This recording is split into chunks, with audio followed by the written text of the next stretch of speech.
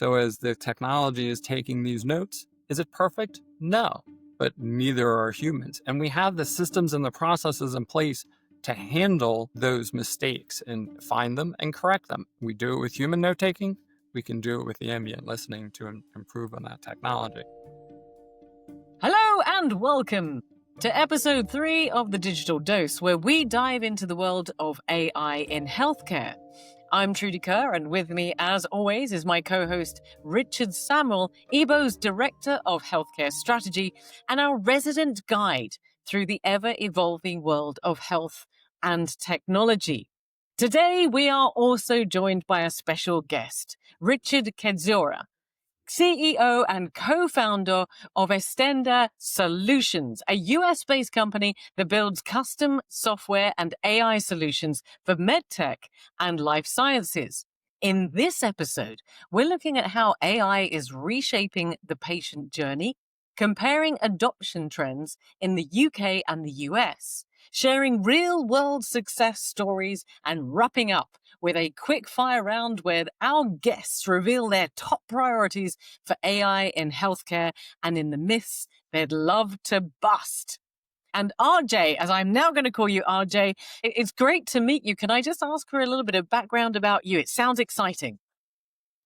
Absolutely, and glad to be part of the show today. It's funny, AI has gained so much traction and energy in these days, but people forget it's been around for a long time.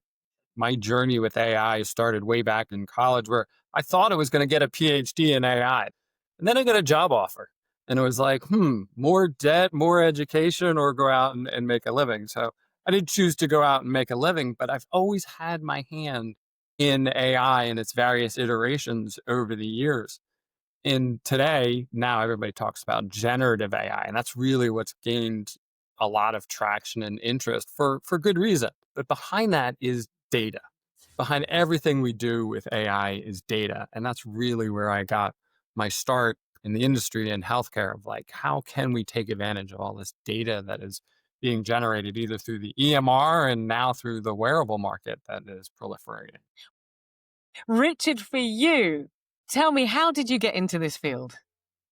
Yeah, so it's interesting, isn't it, how we can pursue really diverse journeys and arrive at the same destination in some respects. So I was very much focused on healthcare as my primary career.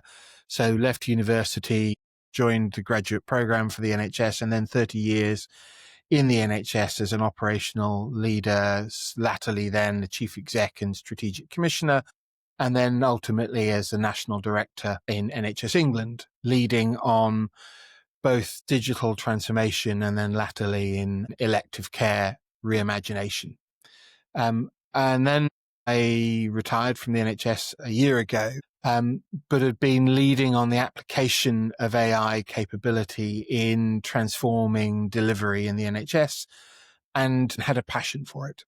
Thank you, Richard. Every time I sit down with you, I know that I'm going to learn something. And today I have a feeling I'm going to really understand a lot more about data, because you both mentioned how important that is and just sort of set the scene for us already by talking about how that can really be a game changer. But I want to stay with you for a second, Richard, because EBO specializes in automated AI-driven patient engagement. That's what you've just mentioned. And in your view, why is engagement such a critical piece of the healthcare puzzle? Why does AI make the biggest difference? If we start with engagement, first off, engagement is the point where all the investment in healthcare, the people, the technology, the clinical expertise, actually connects with the individual in a meaningful way. And you can have the best care pathway in the world, but if patients can't navigate it or don't understand it or aren't motivated to follow it, outcomes suffer and costs rise. And too often I'd observe patient engagement is treated as an afterthought, something bolted on to a clinical pathway rather than designed into it. And too many kind of current approaches rely on outdated methods, letters that go unread, phone lines that are permanently busy, generic text messages that don't actually change behavior.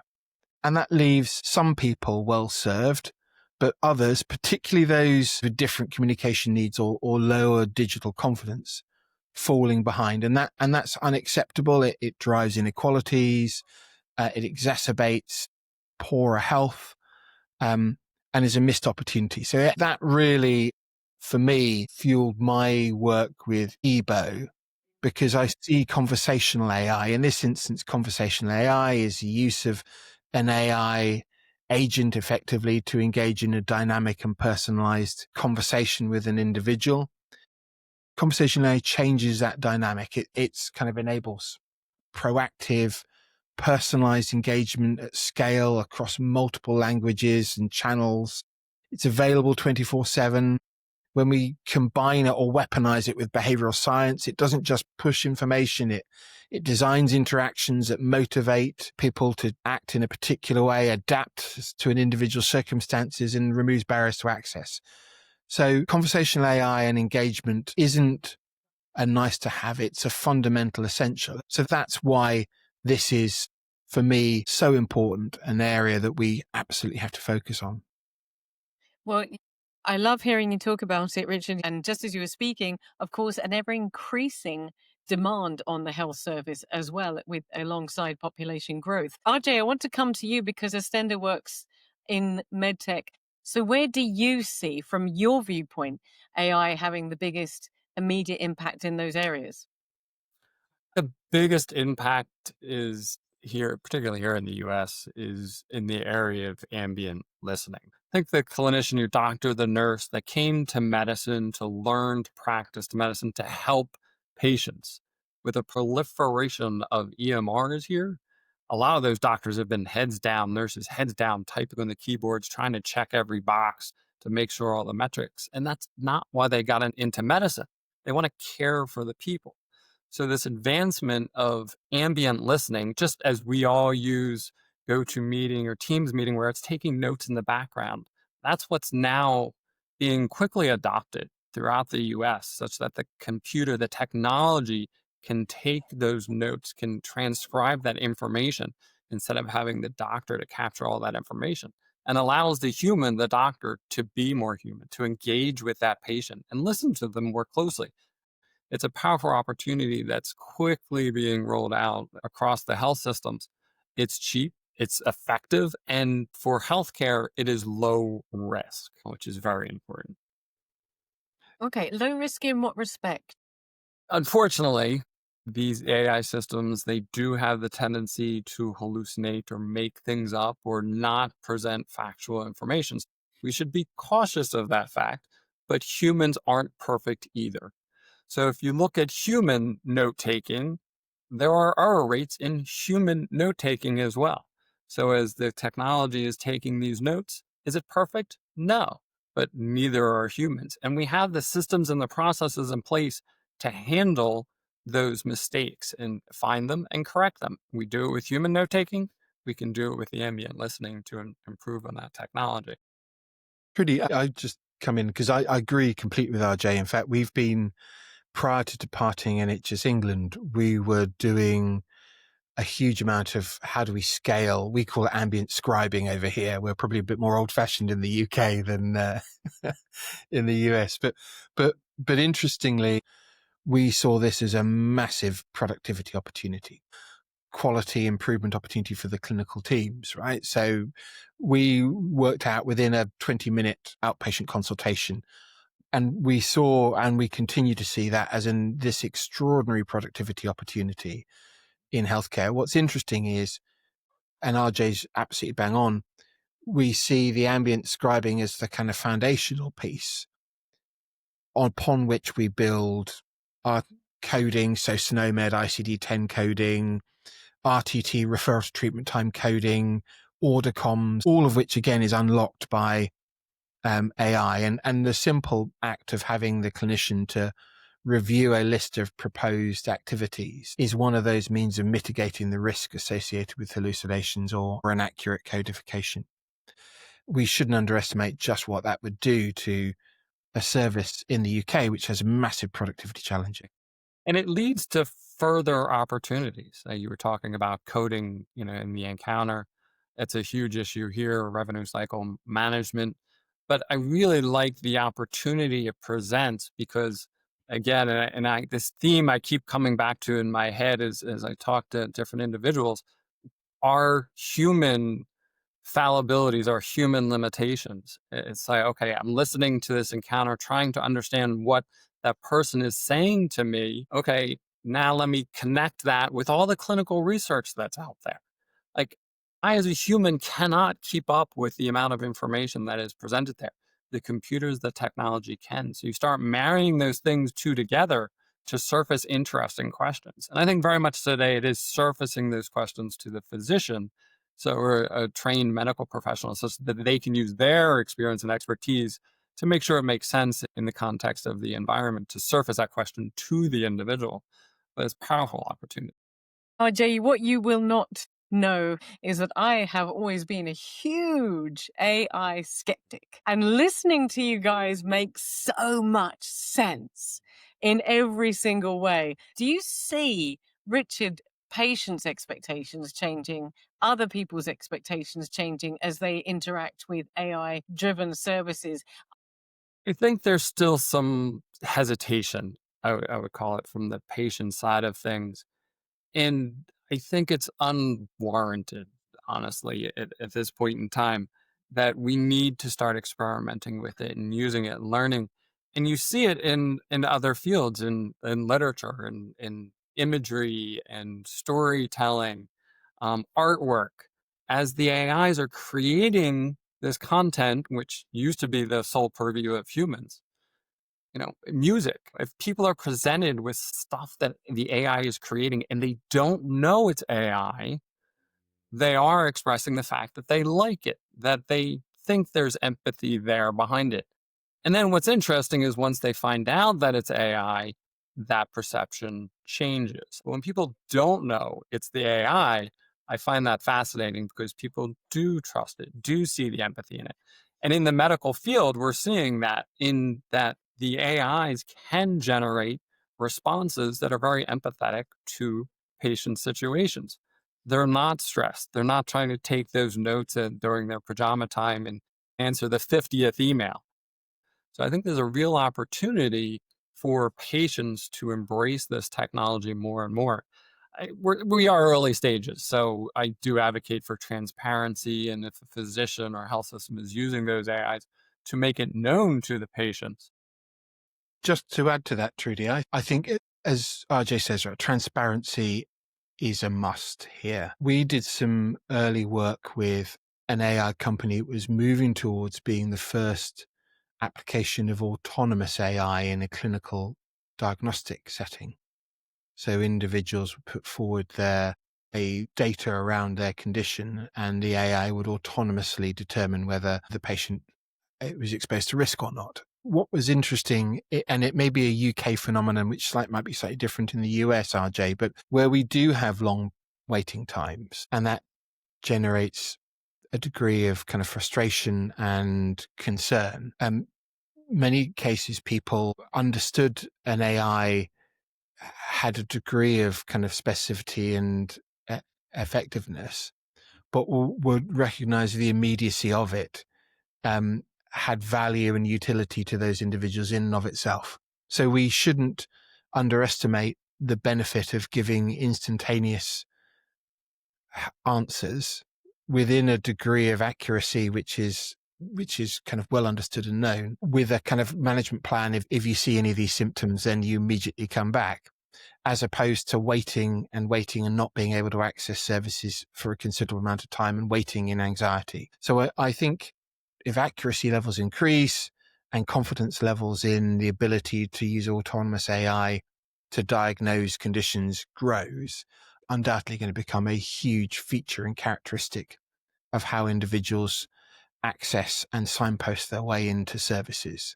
I think, to answer your question, the service itself, patient experience and expectations, is only like to grow as they see the output of AI driving greater responsiveness, personalization, productivity, and efficiency.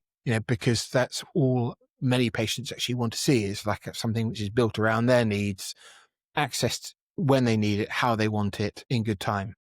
Can I ask you, gentlemen, are you talking about patients adopting AI into and accepting AI as part of the healthcare process? Are you anticipating that there's a difference in adoption among patients of AI between the US and the UK?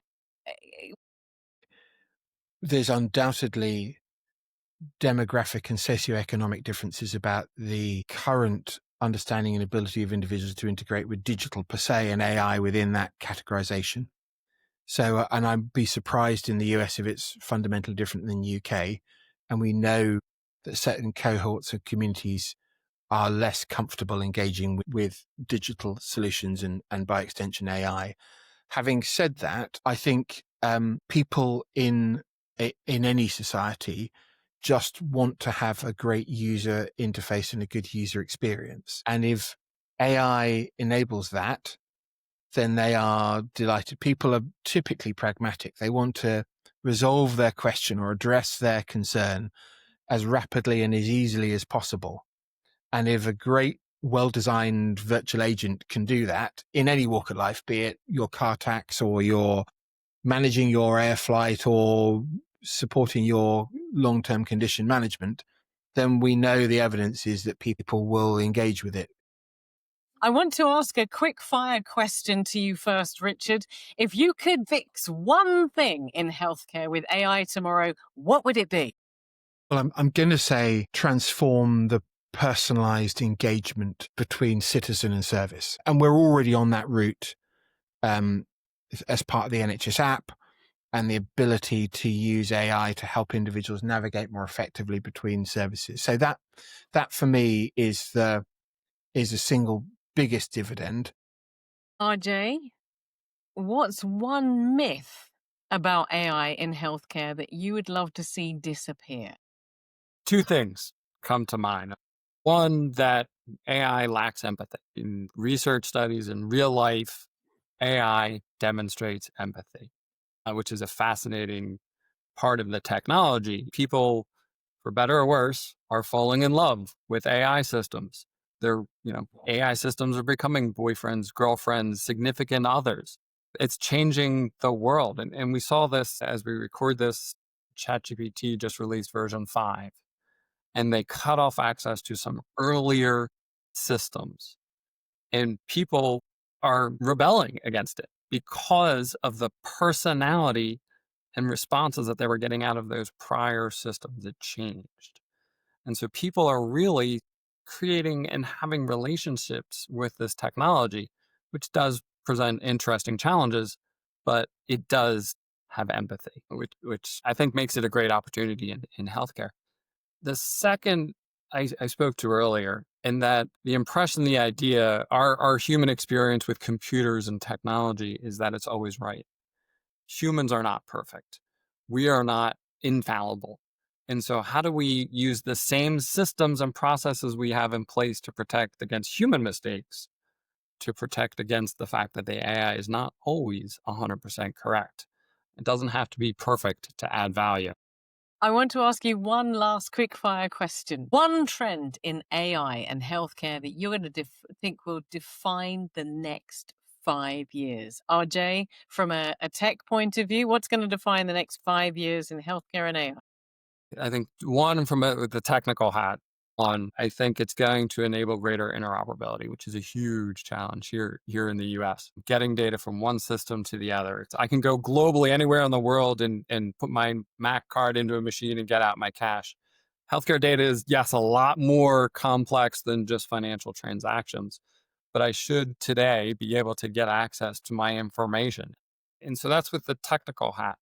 With a more clinical, people-minded thing, I think in the next 5 years, at some point, it's going to become irresponsible to not use AI in clinical assessments, care, and treatment. Because again, humans are fallible. Even if we just use it as a second opinion to back up what is being seen or identify issues faster, you need to use AI. Very, very interesting, Richard. I think from an operational perspective, it's really interesting how organizations or leaders in organizations haven't quite clocked the potential application of agentic AI in eradicating quite large swathes of human-delivered manual processes. But when you see the capability today and you see the exponential growth in capability year on year, you begin to see quite profound consequences of how we free up clinical and operational staff to do more. And I don't think we've touched the surface yet, but I think over the course of the next 3 years or so, we will see a profound impact of that. Extremely exciting. I love talking to you, but that is all that we've got time for today's session of the Digital Dose. I want to say a huge thank you to you both of our Richards, Samuel and Kedziora, for sharing such valuable insight and sparking the important conversation about where AI is taking healthcare next. It's clear that while technology is advancing at lightning speed, the real magic happens when it meets human needs, improving our outcomes, enhancing experiences, and making healthcare more accessible for everyone. If you've enjoyed today's discussion, please be sure to follow the Digital Dose wherever you get your podcasts. Until next time, I'm Trudy Kerr. Stay curious, stay informed, and we'll see you in the next episode.